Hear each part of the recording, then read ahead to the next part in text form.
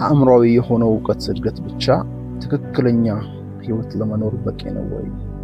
መረጃ ወደ ዕውቀት፣ ዕውቀት ወደ ማስተዋል እንዲሁም ማስተዋል ወደ ጥበብ እንዲያድግ ማድረግ ብቻውን መንፈሳዊ ህይወታችንን ሊያሳድግና የእግዚአብሔርን ፍቃድ ሊያስኖር ይችላል ወይ? ዛሬ የምናነሳው ሐሳብ ይሆናል።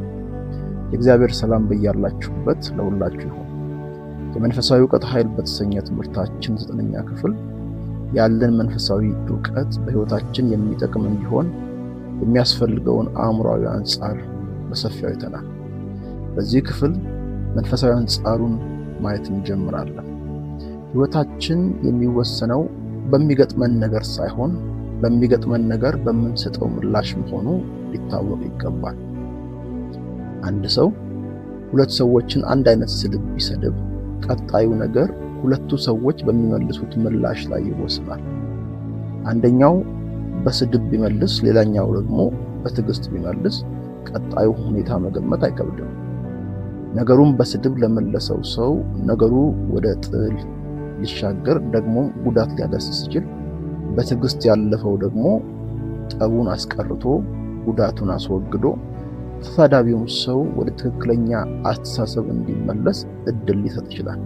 ስለዚህ ህይወት የሚወሰነው በሚገጥመን ነገር ሳይሆን ለሚገጥመን ነገር በምንሰጠው ምላሽ እንደሆነ አበክረን ልናውቅ ይገባል። የሚገጥመን ነገር ከሚታይና አእምሯዊ ብቻ ባለመሆኑ ምላሻችንም አእምሯዊ ብቻ ከሆነ የሚፈልገውን ውጤት በሙላት ሊያመጣልን አይችልም። ስለዚህ ያወቅነው ዕውቀት ከመታወቅ ባሻገር ከኛ ጋር መዋሃድና መንፈሳዊ ይዘት በውስጡ ሊፈጥር ያስፈልጋል ማለት ነው። ለዚህ ነው መጽሐፍ ቅዱስ በዕብራውያን ምዕራፍ 4 ቁጥር 2 ላይ እንዲህ የሚለው፣ ለነዚህ ደግሞ እንደተነገረ ለኛ የምስራቹ ተሰብኮልናልና፣ ዳሩ ግን የሰሙት ቃል ከሰሚዎች ጋር በእምነት ስላልተዋሃደ አልጠቀማቸውም ይላል። በዚህ ቃል መሰረት ሁለት ሰዎች አንድ አይነት እውነት ሰምተው ከሰሙት እውነት የሚጠቀሙበት ልክ ሊለያይ እንደሚችል፣ በዚህ ቃል ዋና ሐሳብ ቃሉን መስማት ብቻውን በቂ አለመሆኑና ቃሉ ውጤት እንዲያመጣ ካስፈለገ ከእምነት ጋር በሆነ መዋሃድ ህይወታችን ውስጥ ሊገባ እንደሚገባ ነው። በዚህ ቃል መሰረት በብሉይ ኪዳን የነበሩትም ሆነ ዛሬ ለኛ የእግዚአብሔር የምስራች ወንጌል ደርሶናል። ብዙ ጊዜ ቃሉን እንሰማለን፣ መጽሐፍ ቅዱስን እናጥናለን ወይም ስብከትን እናደምጣለን። ነገር ግን ቃሉ በህይወታችን ውስጥ ለውጥ ካላመጣ አልጠቀመንም ማለት ነው። ይህ ደግሞ የሚሆነው ባለመዋሃዱ ነው ይላል። መዋሃድ የሚለው ቃል በግሪክ ቋንቋ ምግብ ከሰውነት ጋር ተዋህዶ ኃይል እንደሚሰጠን አይነት ትርጉም ያለው፣ ቃሉ በውስጣችን ገብቶ የማንነታችን አካል መሆን አለበት ማለት ነው።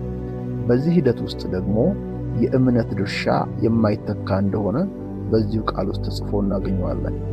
እምነት ቃሉን ተቀብሎ በስራ ላይ የሚያውል እጅ ሲሆን እግዚአብሔር ያለው ነገር እውነት መሆኑን የመቀበልና በዚያው እውነት የመኖር አቅም ነው።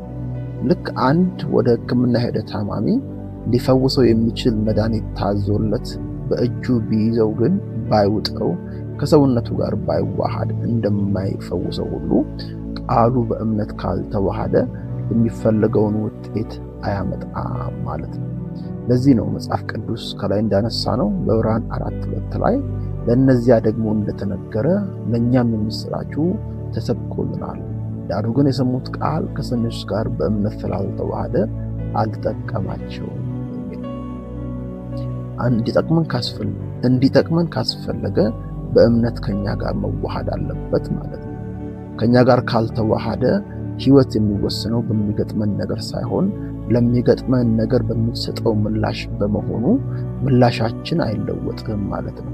ምላሻችን ካልተለወጠ አኗኗራችን በነበረበት መንገድ ስለሚቀጥል የሰማነው ቃል፣ ያወቅነው ዕውቀት ከኛ ጋር በእምነት ተዋህዶ ምላሻችንን በመቀየር የኑሮ ዘይቤያችንን እንዲለውጥ ያስፈልጋል ብለን ማመን ይጠበቅብናል።